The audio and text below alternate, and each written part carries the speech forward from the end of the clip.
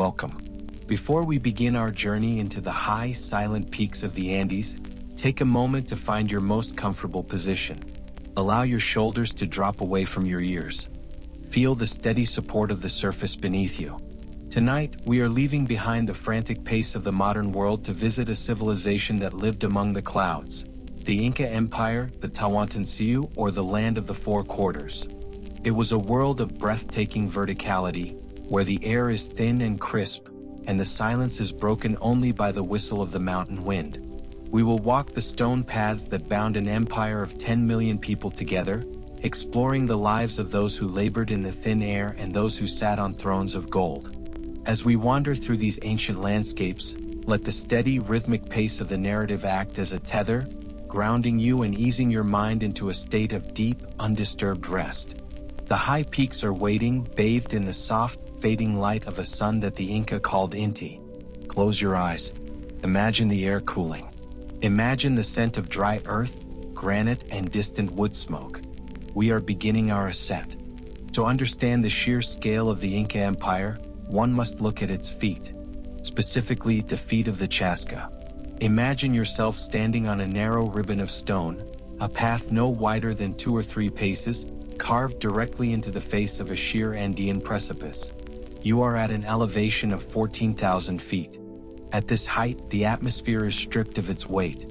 The air is crystalline, so thin that it offers no resistance to the sun's piercing rays, yet it holds no heat.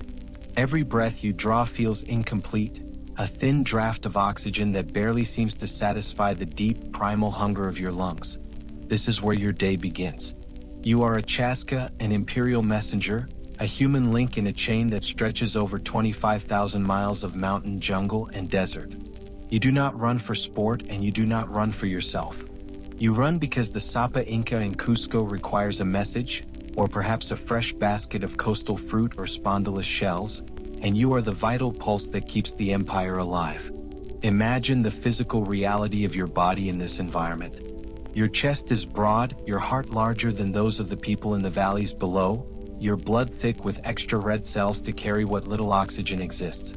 Yet, even with these biological gifts, the exertion is a constant, grinding weight. Your day starts in the pre-dawn gray, inside a tambo, a small, sturdy way station built of dry stacked stone. The architecture here is purposeful. The stones are slightly tilted inward to resist the frequent tremors of the earth. The air inside is thick, the smell of old, damp alpaca wool, the lingering acridity of a small peat fire, and the earthy, sweet scent of stored maize. You hear it before you see it, the low, mournful drone of a patutu, a trumpet fashioned from a large conch shell. It is a haunting, vibrating sound that seems to cut through the mountain mist like a physical blade. It is the signal. Another runner is approaching. You step out into the biting cold. The wind at 14,000 feet is not a breeze, it is a physical presence. It carries the scent of ancient snow from the higher peaks, the apis or mountain spirits, and the sharp, mineral tang of wet granite. You see him, a solitary figure appearing through the swirling white fog. He is spent, his breath coming in ragged, white plumes that vanish instantly in the dry air. As he nears, you do not wait for him to stop. You begin to jog, matching his stride. For a few frantic seconds, you run side by side. He hands you a quipu, a heavy bundle of knotted strings made of llama hair, dyed in shades of indigo, crimson, and ochre. He wheezes out a verbal message that you must memorize perfectly, word for word, tone for tone. Then he falters, his part of the journey over, and you are alone with the trail. Now imagine the rhythm of your gait. The Inca Road, the Capac Nan, is not a flat highway. It is a masterpiece of vertical engineering. You encounter a flight of stairs, not 10 or 20, but hundreds of them, each stone hand-hewn and perfectly fitted without mortar. Your thighs begin to burn with a dull, insistent heat. The lactic acid builds, and your heart hammers against your ribs like a drum in a hollow chamber. To manage this systemic agony, you reach into a small woven pouch slung across your chest, decorated with geometric patterns of the sun. Inside are dried coca leaves. You take a handful and a small piece of lipta, a blackened paste made of lime and quinoa ash. As you chew, A subtle, cooling numbness begins to spread across your tongue and down your throat. It does not give you strength you don't have, but it silences the protests of your body. It dulls the gnawing hunger in your stomach and the sharp, freezing needles of the wind against your exposed skin. It allows you to enter a trance-like state, a moving meditation where there is nothing in the universe but the rhythmic strike of your sandals against the stone. Thud, thud, thud. The path takes you across a Huachuaca, a suspension bridge made entirely of woven ichu grass. This is perhaps the most terrifying part of your route. The bridge sways violently in the mountain updrafts, suspended over a gorge that drops 1,000 feet to a turquoise river that looks like a thin ribbon of silk below. The bridge creaks, a dry, rhythmic sound of vegetable fibers straining under tension. You can smell the drying grass, a scent like a summer hayfield incongruously placed in this world of rock and ice. You do not look down. Your world is narrowed to the next 10 feet of woven floor. There is a profound, heavy silence in the high Andes. You are far above the tree line. The only vegetation is the yellow-gray bunch grass that shivers in the wind. You pass a herd of wild vicuñas. They move with a grace you envy, their large liquid eyes watching you with total indifference. There will smells of lanolin and high mountain dust. You pass a small mountain village where the inhabitants are terracing a slope. They are using foot plows to break the rocky soil for the coming potato planting. The sound of their stone tools is a distant, rhythmic tapping, a heartbeat of the earth that fades as quickly as you appear. You are a ghost to them, a blur of movement in a world that otherwise moves at the slow pace of the seasons. The engineering of the road beneath your feet is a marvel of boring perfection. In places where the mountain turned to marsh, the Inca built stone culverts to drain the water. Where the slope was too steep for even a runner, they carved zigzags so precise they look like lightning bolts frozen in the mountainside. You feel the texture of the stone through your thin sandals, sometimes smooth and polished by thousands of previous runners, sometimes rough and biting. By midday, the sun is a fierce, unrelenting eye in a sky so deep in indigo it is almost black. There is no shade here. The ultraviolet light is a silent weight. It burns the back of your neck and makes the reflection off the white granite peaks almost blinding. Your skin is leathered, cracked by the combination of intense sun and freezing wind, a map of the landscape you traverse. Your throat feels as though it has been scraped with sand, but you cannot stop for more than a handful of water from a glacial stream. The water is so cold it makes your teeth ache, tasting of minerals and ancient ice. As the afternoon wanes, you face the Puna, the high, flat plateau. Here, the wind is at its strongest, whipping across the open space with nothing to break its force. It tugs at your tunic, trying to pull the warmth from your skin. You focus on the Quipu bouncing against your side. You run through the memory of the message, repeating the words in time with your footsteps. You are carrying the weight of the empire's bureaucracy. Imagine the transition as the sun begins to dip. The gold of the afternoon turns to a bruised, heavy purple. The temperature drops 40 degrees in a single hour. Your sweat, which had been a cooling film, now turns into a cold, clammy weight that makes your woolen tunic feel like lead. Your joints begin to stiffen. The physical agony is no longer a sharp, localized pain. It has become a pervasive, heavy exhaustion that threatens to pull you to the ground. Every step requires a conscious command from your brain to your legs. Finally, you see it. The small, square silhouette of the next tambo perched on a jagged ridge ahead, silhouetted against the dying orange light. With the last of your strength, you lift your patutu to your lips. The sound you produce is weak, a raspy echo of the morning's call, but it is enough. A new runner, wrapped in a fresh blanket, steps out into the twilight. You hand over the knots of string, you speak the memorized words into his ear, and suddenly the momentum that has carried you for miles vanishes. You collapse onto the dirt floor of the station. Your lungs finally begin to draw deeper, slower breaths, savoring the thicker air near the ground. The caretaker offers you a bowl of chicha, fermented corn beer, and a few kernels of toasted maize known as kamcha. The liquid is warm, thick, and earthy. As you wrap yourself in a heavy, grease-scented alpaca blanket, the thick stone walls of the tambo protect you from the screaming wind that now howls through the mountain passes. The silence returns, broken only by the crackle of a tiny fire. Your muscles twitch and throb with the memory of the road, but your mind begins to drift, floating away into the thin, black air of the mountain night.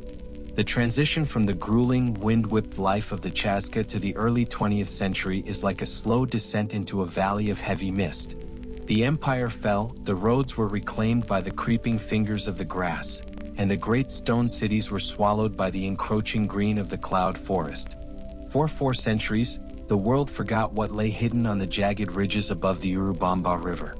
To the outside world, it was a myth. To the local families in the valley, it was simply the old place, a silent neighbor hidden by the clouds. Imagine yourself in July of 1911. You are walking in the footsteps of Hiram Bingham, an American lecturer who traveled not with the fire of a conqueror, but with the slow, methodical curiosity of a man obsessed with shadows. The air here is different from the high, dry tundra of the runners we encountered earlier. We are lower now in the Ceja de Selva, the eyebrow of the jungle. Here the atmosphere is heavy and humid. It is a thick, wet blanket that clings to your lungs. The scent is overwhelming. The smell of damp earth, decaying orchids, and the constant rhythmic drip of water from the broad leaves of the canopy. The silence of the high peaks is replaced by a different kind of quiet, the dense, muffled sound of a forest that is breathing. The journey is agonizingly slow. Imagine the sound of your progress, the steady, wet thwack of a machete cutting through tangled vines and bamboo. Your clothes are perpetually damp, a mix of the fine Andean drizzle and the salt of your own sweat. There is no clear path. The great Inca road here is buried under a foot of moss and ancient soil. You are following rumors, whispers from local farmers like Melchor Artiega, who speaks of ruins high above the river. On the morning of July 24th, the weather is dismal. A cold, gray drizzle falls, blurring the lines between the rushing river and the vertical green cliffs. You begin the climb. Imagine the physical sensation of pulling yourself up the muddy slopes on all fours at times, grasping at slippery roots and slick lichen-covered rocks. The Urubamba River below becomes a dull, distant roar, muffled by the sheer density of the trees. Your guide, a young boy, moves with a silent, effortless grace that makes your heavy, labored breathing seem loud and intrusive in the sacred dampness of the forest. As you reach a high ridge, gasping for air, the mist begins to do something remarkable. It doesn't just lift, it tears like a heavy silk curtain being pulled apart by unseen hands. And there, through the gray veil, the impossible appears. You stop. Your heart, which had been racing from the climb, slows to a steady, heavy thrum. The silence is absolute. Stretching out before you is a city made of ghosts and granite. It is not a ruin in the sense of a collapsed heap of rubble. It is a masterpiece of geometry frozen in time. The stones are white and silver, glowing with a soft luminescence against the deep emerald of the grass. There are hundreds of stone terraces, carved into the spine of the mountain like the ribs of a great sleeping beast, designed to hold the earth against the relentless rain. Imagine the sensation of walking through the main gate. You reach out and run your hand over the stone. This is the ashlar style of masonry. The blocks are not held together by mortar or clay, they are joined by the perfection of their cut.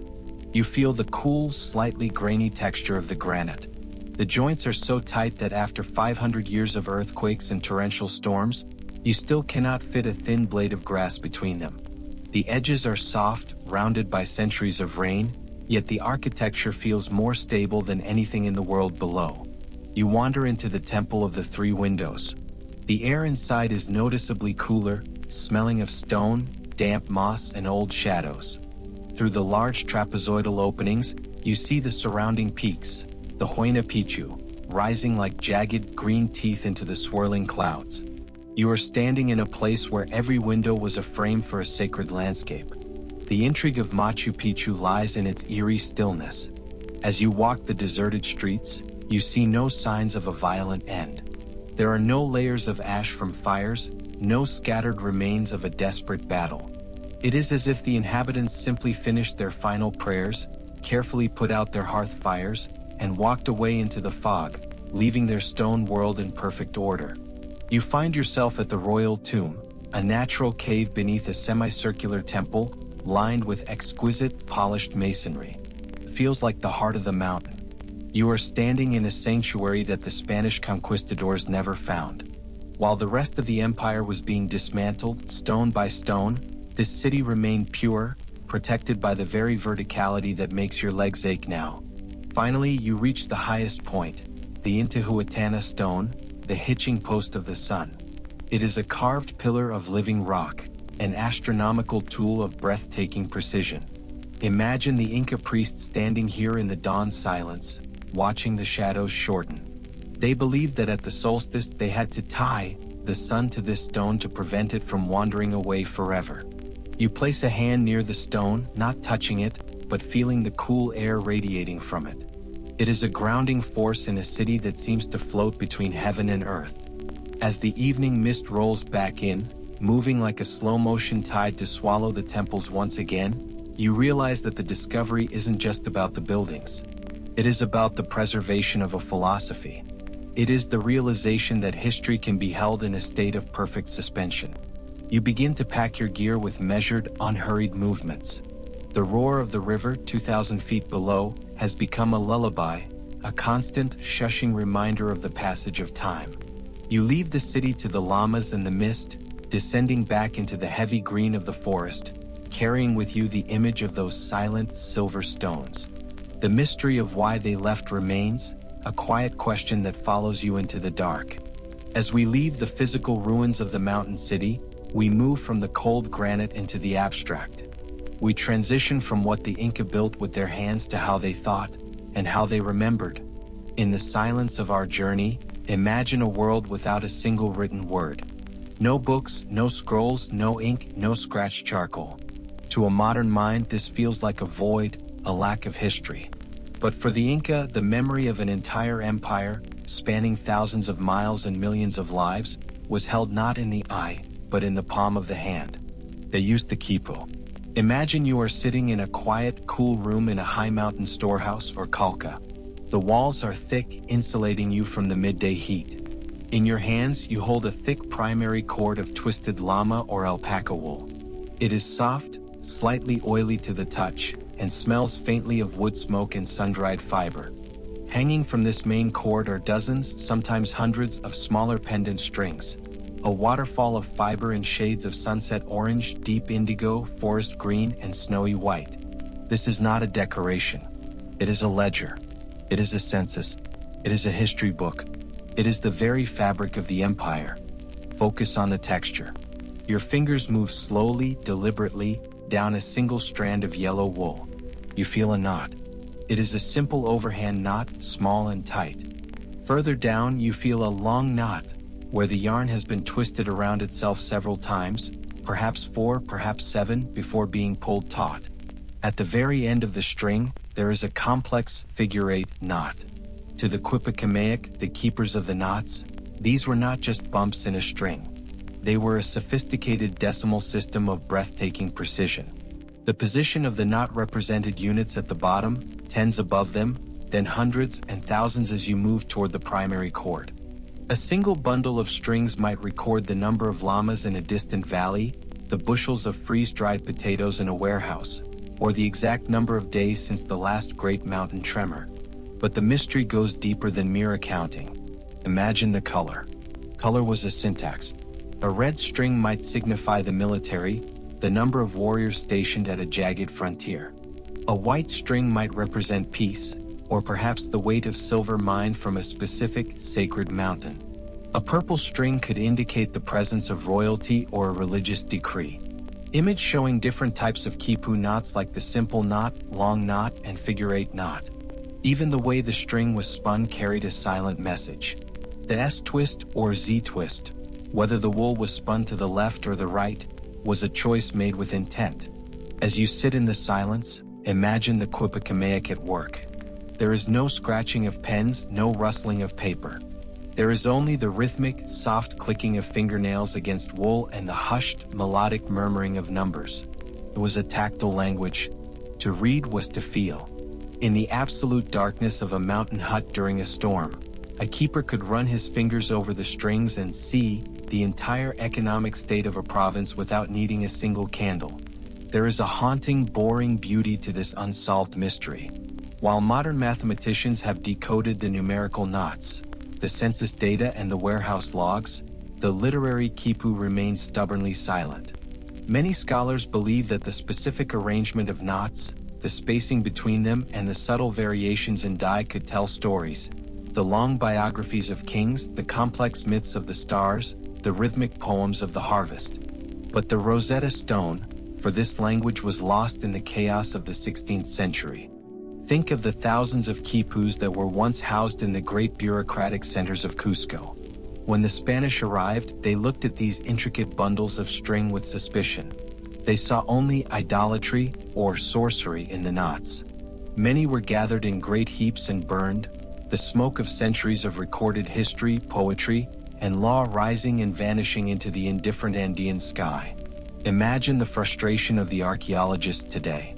They stand in the sterile, climate-controlled quiet of a museum laboratory, staring at a bundle of tangled knots that might contain a lost epic poem or the true history of Machu Picchu's founding. They measure the ply of the yarn with micrometers, they analyze the chemical composition of the vegetable dyes, and they map every knot with high-speed computers. Yet, the true voice of the strings remains a whisper we cannot quite hear. It is a language of touch in a world that has become obsessed with the visual. It is a quiet, intellectual mystery, not one of hidden treasure or dramatic reveals, but one of lost connection. It is the silence of a library where the books are written in a code of texture and color. As you drift closer to the edge of sleep, imagine your own thoughts as threads of different colors. Some are the bright, energetic yellow of the day's tasks. Some are the cool, soothing blue of your current relaxation. Imagine yourself, like a keeper of the knots, tying a gentle, loose knot at the end of each thought. You are filing them away, one by one, in the quiet, dark storehouse of your mind. There is no need to hold on to them anymore. The strings are still. The knots are set. The history of your day is safely recorded in the soft, dark wool of the night, and you are free to let go. We descend now from the abstract world of knots and the misty silence of the mountain peaks, traveling toward the literal and figurative heart of the empire, Cusco, the navel of the world. We are moving from the physical struggle of the runner and the isolation of the forest into the absolute center of power, the Coricancha, or the golden house of the sun. Imagine you are walking through the streets of Cusco at its imperial height.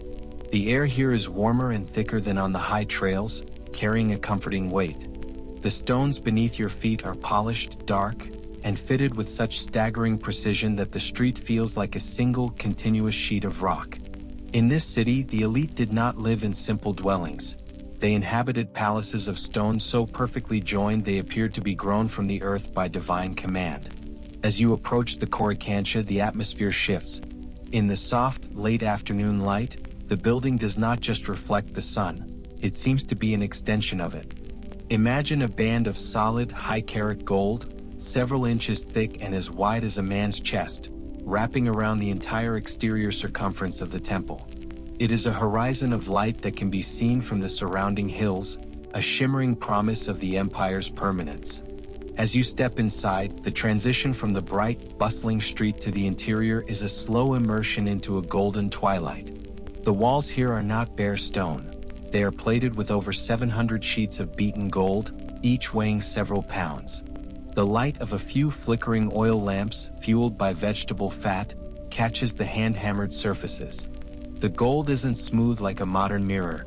It is textured, slightly uneven, casting a soft, dancing amber glow that fills the room with a liquid warmth. This was the home of the Sapa Inca's most sacred deities, and for the elite who walked these halls, it was a world of absolute, quiet opulence. Imagine the sensory details of this sacred space.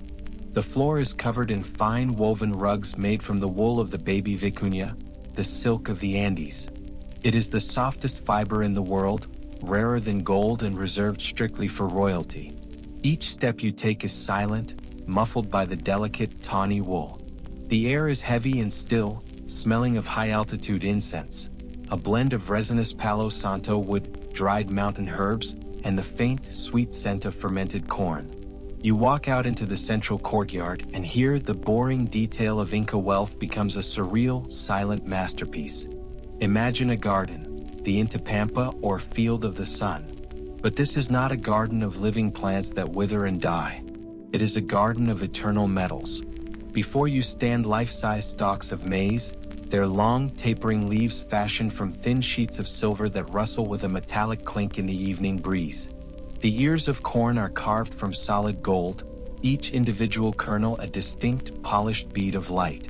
In the center of the garden, a life-sized golden llama stands next to its golden crya, their wool represented by thousands of tiny, painstakingly etched lines in the metal.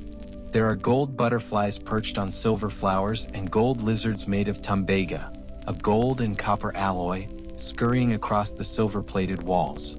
For the Inca elite, this was not a display of riches or greed in the modern sense. It was a rhythmic, religious necessity. Gold was the sweat of the sun, and silver was the tears of the moon. To live among these objects was to live within the physical sweat and tears of the gods. Imagine the life of a high priest or a member of the Panaka, the royal lineages, in this space. Your day is not measured by the ticking of a clock, but by the slow, predictable movement of shadows across the polished floor. You do not hurry. Your movements are measured, deliberate, and heavy with the weight of ceremonial jewelry. You wear large ears pools, heavy discs of gold or turquoise stretched into your earlobes that catch the amber light as you turn your head. Your tunic is a marvel of takapu patterns, small geometric squares that serve as a visual heraldry of your rank. There is no clamor, no shouting, no haste. The servants move through the corridors like shadows, their bare feet silent on the stone. They bring you chicha in heavy golden goblets or coca leaves in woven pouches lined with silver thread. The power of the Sapa Inca is so absolute, so unquestioned, that it creates a kind of profound, heavy peace. In the Coricancha, the harsh realities of the Chasqui's trail, the burning lungs of the runner, or the stonemason's bleeding hands are distant, forgotten concepts. Here, the world is stable, golden, and eternal. As you stand in the center of the golden garden, the sun begins to set behind the mountains. For a few brief minutes, the light hits the golden walls at a perfectly flat angle, and the entire room becomes a blinding, shimmering world of amber. It is as if you are standing inside the heart of the sun itself. Then, as the light fades, the gold cools to a deep, dark honey color. The silver maize stalks turn a ghostly gray, and the stone walls regain their natural, earthy weight. The luxury of the Inca elite was a luxury of order. Everything was in its place, from the stars in the sky to the golden llamas in the garden. Our journey through the land of the four quarters is drawing to its final close. We have climbed the steep, airless stairs of the messenger, watched the mist rise from the silent, silver stones of Machu Picchu, felt the secret language of the knotted strings, and stood in the golden twilight of the Sun King's palace. The Inca Empire was a world of vast, quiet contrasts, of mud and gold, of exhausting labor and profound, meditative stillness. But across all its segments, there was a single unifying rhythm, the rhythm of the mountains. The Andes do not hurry, and neither did the people who lived among them. They built for eternity, and they moved with the steady, unhurried pace of the earth itself. Now bring your awareness slowly back to your own space. The thin, cold air of the peaks has been replaced by the comforting warmth of your room. The heavy gold of the temple has faded into the soft, protective shadows around your bed. Like the Chasqui reaching the final tambo at the end of a long trail, your journey for today is over. You have handed over the messages of the day. You have untied the knots of your worries and filed them away in the quiet storehouse of the mind. The path ahead of you is soft, dark, and silent. Imagine the mountain mist once again, but this time, let it wrap around you like a heavy, cool blanket of wool. It is a protective veil, shutting out the noise and the light of the modern world. As you drift into a deep, dreamless sleep, remember the silver stones of the high cities, standing strong against the wind, silent and at peace. You are safe. You are still. You are resting. Good night.